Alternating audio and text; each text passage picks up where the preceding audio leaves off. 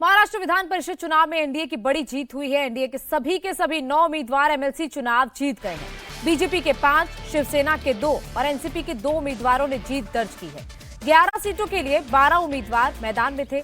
ऐसे में एक उम्मीदवार की हार तय थी। रिजल्ट आने के बाद एमवीए के जयंत पाटिल चुनाव हार गए।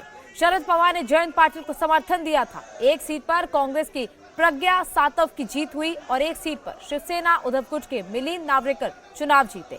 एनडीए की बड़ी जीत पर बीजेपी अध्यक्ष जेपी नड्डा ने बधाई दी है।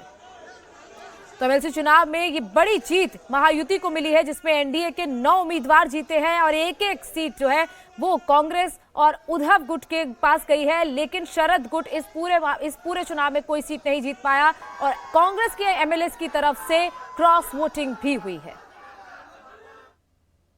एमएलसी चुनाव में सबसे ज्यादा चर्चा है जीशान सिद्दीकी की। आशंका जताई जा रही है कि उन्होंने क्रॉस वोट किए हैं।